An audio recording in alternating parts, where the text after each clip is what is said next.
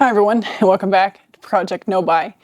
Today we're going to be talking about how Amazon must-haves are gross and people might not even realize how gross. A lot of these reflections are coming after reading Grace Blakely's Vulture Capitalism, so that is the kind of context for which a lot of this is coming out of. And I guess to start off with out of the gate, I might have some Amazon must-haves footage over here just for the subway surfers among us, but also to kind of illustrate my points here about how the suffering that a company like Amazon is supervising or creating, I guess, is not really worth these so-called must-haves.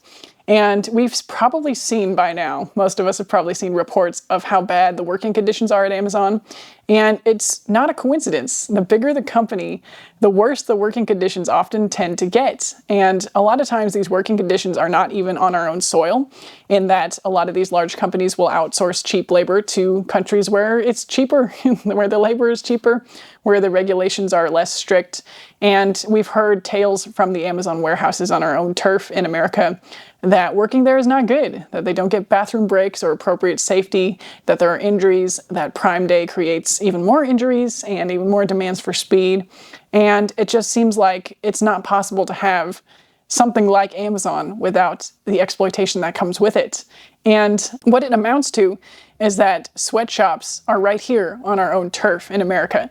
And we don't really consider it in that way. And it's certainly not presented in that way in any of the Amazon must-have videos with the Amazon affiliates.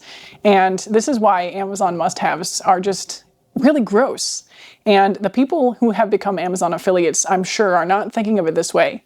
It's similar. This is maybe going to be a parallel video to the problems of influencers, which I think I'm going to do later this month. But it's pretty much maybe this video 2.0. And basically anybody becoming an Amazon affiliate is doing so for their own personal gains, the possible earnings that they can get through affiliate linking all these products and then promoting these products, making it all look so aesthetically appealing, creating needs that aren't needs, and ignoring the behind the scenes. And they're not consciously doing it, right? It's not the job of an influencer necessarily, although it could be argued. It's not the job to thoroughly vet everything that's available for consumption in our society. I know this is where a lot of people do get hung up because they think the job of it is entirely on the consumer. And that can be an argument you believe in, that's fine. But regardless, perpetuating Amazon must-haves is still kind of a gross thing to do.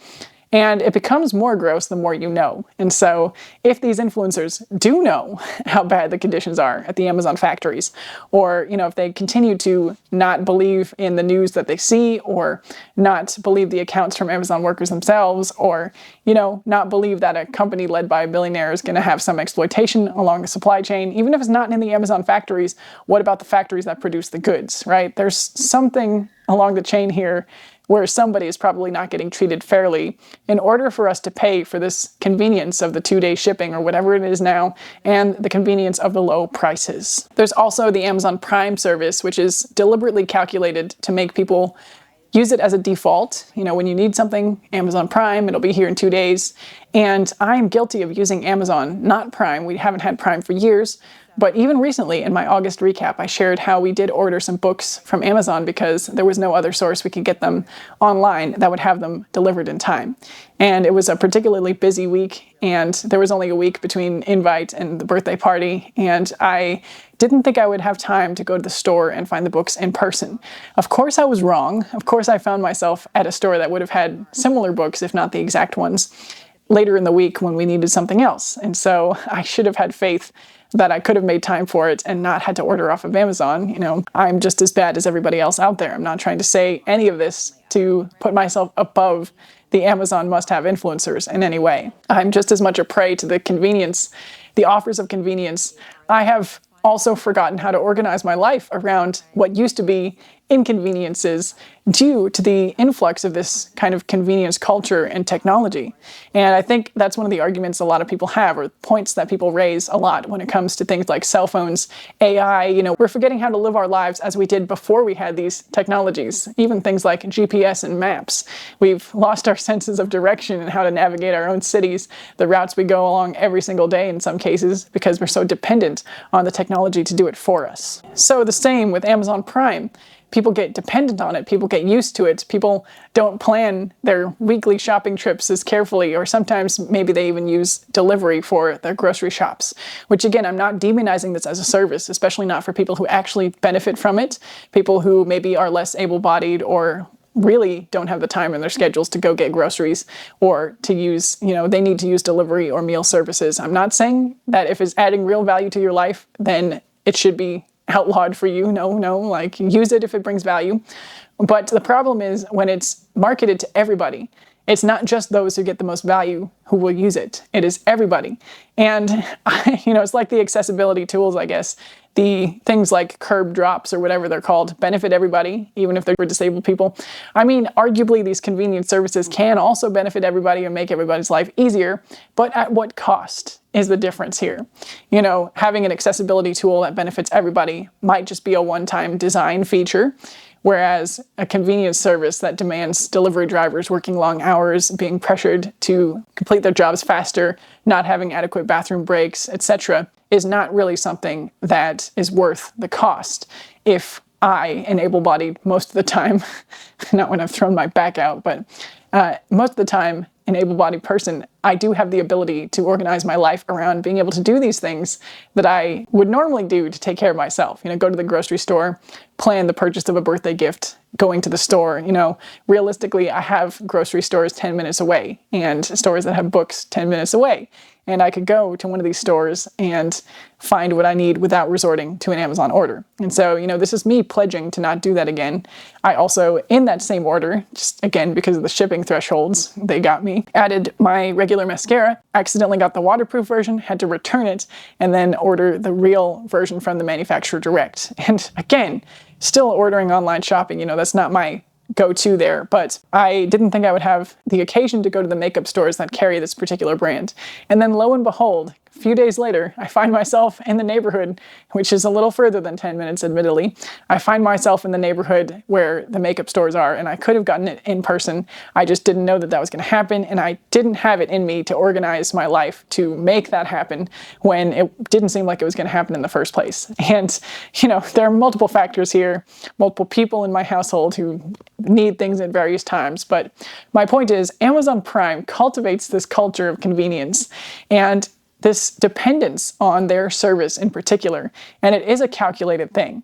And their whole business model is calculated to create this dependency and as many customers as possible, making as many customers as possible dependent on their services or becoming a part of the culture at large, right? Having Amazon Prime be the default option for getting something quickly.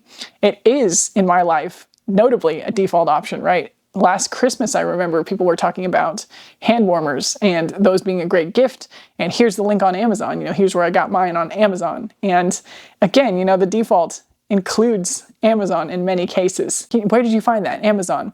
Where do you get this must-have? Amazon. Influencer content, Amazon affiliate, like it's everywhere. In your homes, how many of you have the Amazon Alexa devices? Checking to see if I woke mine up right now. We're actually just about to get rid of ours because we don't want to be associating with Amazon as a company. My husband is also not a fan of the increasing presence of AI.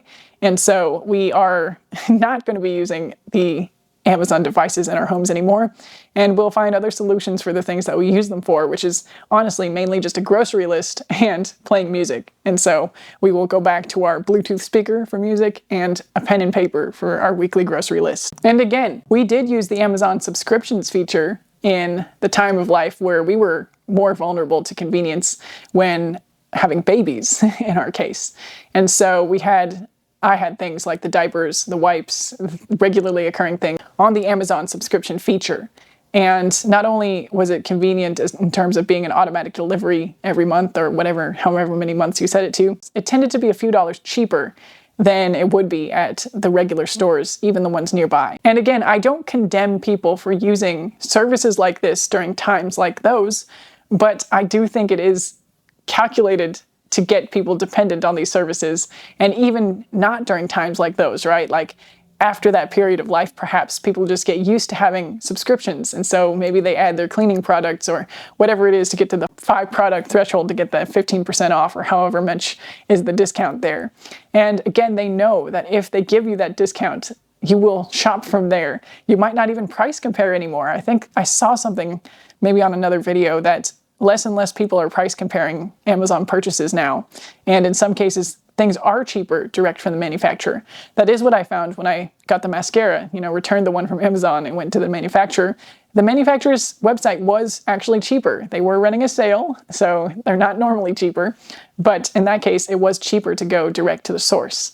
And in other cases, it might just be that Amazon's price is not lower than the real source of these things, but we've just been conditioned to not even go looking because Amazon has become the default place to buy everything. So again, this isn't a question of whether these convenience services should exist at all or serve the members of our population that actually need it and benefit from it, but it is a conversation about how predatory these services can become in calculatedly manipulating people into using them and becoming dependent on this 2-day delivery, on this subscription service, on these devices in our homes that can turn off the lights for using a voice command or play music or make our grocery lists. I did also used to be one of those customers who gamed the system for cheaper prices or felt like I was gaming the system for cheaper prices.